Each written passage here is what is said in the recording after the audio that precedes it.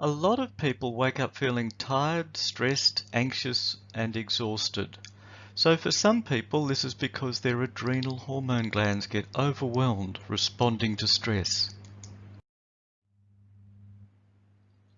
There are lots of symptoms of adrenal fatigue, and these can include unstable blood sugar levels, reduced libido, body aches, depression, digestive problems, sleeping difficulties, blood pressure changes, heart palpitations, hyperventilation, irritability, loss of appetite, menstrual irregularities, nervousness, weight gain, and feeling cold.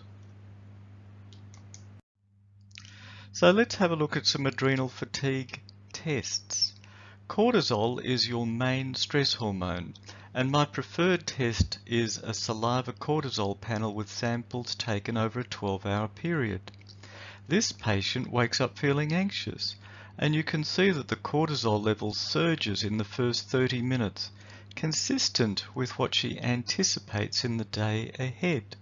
And these results are consistent with the second stage of adrenal fatigue. So relevant questions that I ask on seeing results like this cause me to wonder about stresses to do with work, family, relationships, how well this lady's sleeping. Perhaps she's got infections such as glandular fever. Maybe she's got digestive problems. What do your adrenal glands do? Your adrenal glands are the size of a walnut and sit on top of each of your kidneys, where they make and secrete steroid hormones, such as cortisol, estrogen, and testosterone that are essential for life, health, and energy.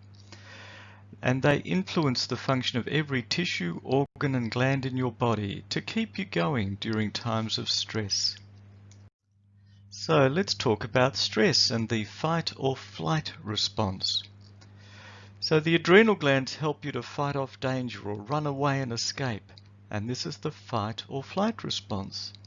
In a more primitive hunter-gatherer society, that would mean being able to run away quickly, or fight, or pursue an enemy, or food, endure long periods of physical challenge and deprivation, and store up physical reserves when they're available.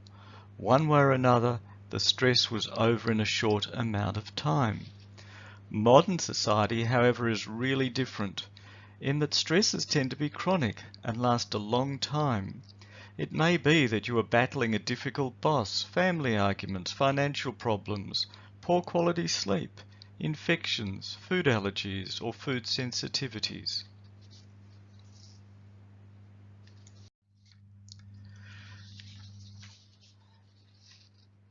So there are different stages of adrenal stress, and the first one is the so-called alarm stage, and this is stage 1.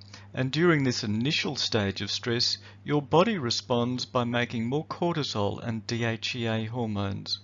Fatigue is relatively mild and usually occurs in the morning upon waking, or in the mid-afternoon, and so many people tell me that they get a slump in the middle of the afternoon.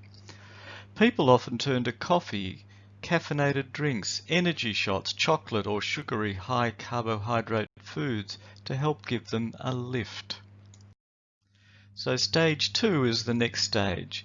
Cortisol levels continue to rise and DHEA levels, however, decrease, and there's worse fatigue, and there's a greater demand for stimulants, as in the coffee, chocolate, sugary sweets to help energy and mood. The next stage, stage 3, is that of adrenal exhaustion. If the stress is not reduced, adrenal function will be further weakened. Chronic fatigue is common. Exercise tolerance is reduced and fibromyalgia may occur. In addition, other symptoms like brain fog, insomnia and depression are common. And this stage is sometimes referred to as adrenal burnout. So the final stage, stage 4, is where the medical specialists are required because it's Addison's disease and it is potentially fatal. So there are things that can happen. So for example, people can get really bad pain in the gut or the legs or the back. They can get diarrhea, vomiting, dehydration, low blood pressure, and ultimately they can lose consciousness. So that's end-stage Addison's disease, otherwise known as adrenal insufficiency, and it is a medical diagnosis.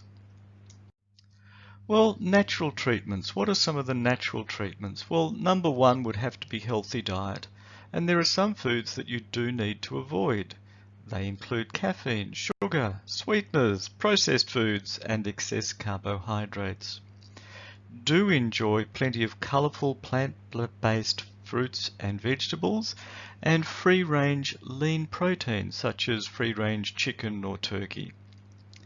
Herbal medicine and nutritional supplements will also improve adrenal gland function and energy. And there's a moderate list of herbs, so the common herbs would be ashwagandha, otherwise known as withania, rhodiola, and schisandra. In addition, one can look at fish oil, magnesium, B vitamins, and vitamin C. Good quality sleep is really important because you need to wake up knowing that you are refreshed, knowing that you actually had a good sleep. And stress management. Address the stressful situations in your life, perhaps with the help of a counselor or psychologist or doctor such as myself. Practice meditation and exercise at a comfortable level where you can recover from the exercise as distinct from needing to spend the rest of the day in bed. So what does this mean to you? Stress can be due to lots of causes, and many of my patients with adrenal fatigue symptoms describe challenges with finances, work, relationships, poor sleep quality, pain, infections, and digestive problems. Iron deficiency has also resulted in many people feeling totally exhausted. Treating stress has been a large part of my practice for many years. You are welcome to see me to help sort out your health and energy. Thank you for watching this educational video. My name is Dr. Peter Holzman and I'm an integrative medical doctor in Ashburton. Thank you again.